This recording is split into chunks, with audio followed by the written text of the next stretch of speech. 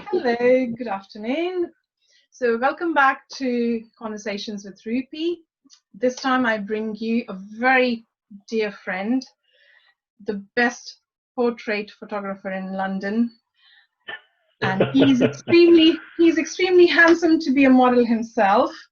His goal in life is to reconnect women with their inner child, with the powerful goddesses that they are, to empower, acknowledge, and love themselves unconditionally, no matter what age and what the circumstances. His energy is off the charts. His laughter is infectious and contagious. When he's around, you can hear his peals of laughter from far. You cannot. And there you go. He gives the best hugs in the world, and his wisdom is admirable. And I call him my magician friend with a lens, Rodney Pedrosa.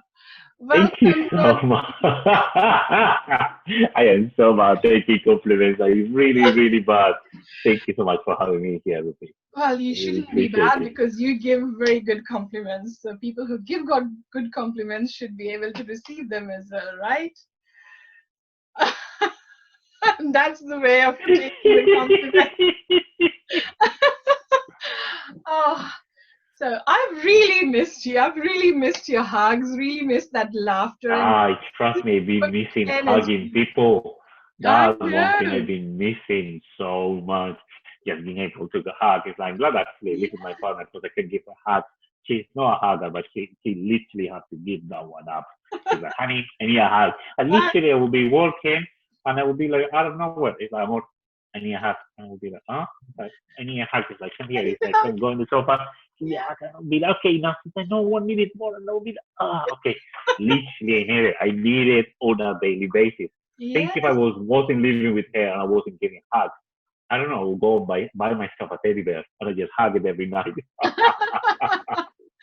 No, I actually completely agree with that. I've missed, hugs as well. And I know, just like you, I'm a very huggable person. I love giving hugs and getting hugs as well. So it's been, a difficult time to adjust, but we have all adjusted, the best way we can each do it in our own lives. So,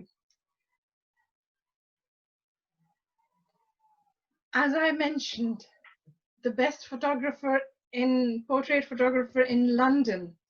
How are you doing not being able to film? Actually, it's been one of the hardest things. I don't think actually I have spent so long without grabbing my camera. Normally, I hide my camera away. It's never in the studio. And it's just been sitting there. And it's like, you're grabbing that now. It's like, that has never happened before. It's like I'm always using you. And it's just been sitting there in the same chair since March.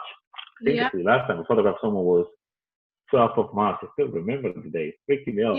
That was the last time I haven't actually photographed someone. It's like, I want to do it. I want to do two things. I want to hug people and I want to photograph women. Like, that's the only two. Of course, I want to see my family. I want to see my sister. I want to see all those things. But like, if I can be selfish, for like 2 seconds, they are the two things I want to do the most.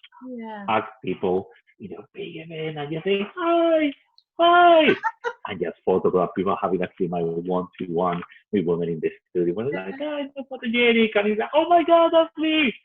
The two things again, if I can be selfish, I really want for me are those things. Of course, I want the coronavirus to go away, and it will go away. We all want that, don't we? So it's funny you say that because I remember when I first met you. When we saw what beautiful pictures you can take through the events we were attending, because one of the events I attended, you were photographing those events. And I remember mentioning to you, I said, are you so professionally, are you doing this? And you were like, oh, no, I am working for something else. This is just a hobby. And yes, and I remember that. And it's funny at that time when we used to mention to you, Rodney, you need to take this up professionally. You'd be like, nah, I'm not a good photographer. It's just that you guys see all this, in it because you love me so much. And now to just hear you say that, you want to get back to filming and shooting, photographs with ladies. It's absolutely a joy to hear that because since I can remember, I've literally seen your pictures that I've fallen in love with every picture you've taken, because you've got such beautiful, you know, hand-on photography that it's literally whatever you click, it just becomes a magical picture. You know, actually, as much as I would love to take the credit on that, I always say that the gift which I learned from my mentor is just to, this is what I see in my mind, it's like to encourage them to drop their walls and they come forward, and then I click. Literally what I do is just, let me just take this, let's take these walls for a little moment. Like let's put them aside. You can pick them up on your way out, that's fine. But for these few hours, let me just put them there. And that's where actually people say, how don't you do it? It's like, no. They give me permission to do it. Yeah. The women actually in front of me, they give me that permission to do it. So that is what I feel so privileged of doing. And that's why I miss that so much, because it's with every single woman you see something completely different. And what I love is the reaction. That's the best one. I love that. Yeah, it's funny you say that, but you know what? I know that you've not just taken portraits of women, you've done other photography as well, where the women are not even aware that they're being clicked, and they have been one of the best photographs taken during the events as well. So you need to take that little credit, my friend. Little credit. Okay, so we just would love to know, when did you finally decide to become a full-time photographer, Rodney? I think actually it was around 3 years ago. And I think actually it was funny because actually I have a simple, actually I was on my bicycle. That day was so actually windy like today. Yeah. And I had an accident on my bicycle. I remember actually literally on my bicycle, the chain came off. Nothing happened. It wasn't no one's fault. The chain came off. At that moment, I went completely false and I collapsed on the floor. And I remember at that point thinking, the only thing, you know, when people have the flashback, like nothing happened to me. There were cars coming by. My life was not in danger at 80 points. I remember like, what do I regret not doing? Because that's what I was thinking. I probably was on the floor for 5, 10 seconds. I don't really know. Yeah. I said, what do I regret? And then I went into it. Like, well, it's actually quite happy. It's like, why you have been trying to do what you want to do? It's like, why? It's like, yes, that's why I regret. And then always people came, helped me out. Yeah. And then that seed was planted to me. And actually, that incident happened to me. And I was thinking, nah, I need to do this. I need to give this a go. And I decided, and obviously at the time I actually made my mentor as well, which is Sue Bryce. And what she does for women is incredible. It's like, I want that superpower. And it was something so simple. She just grabbed this woman from the audience and she's like, okay, let me just take a good photo of you. And she just did everything with her hands, pose, correct, chin, shoulders, connection, light, done. And I was like, you can do that with any woman.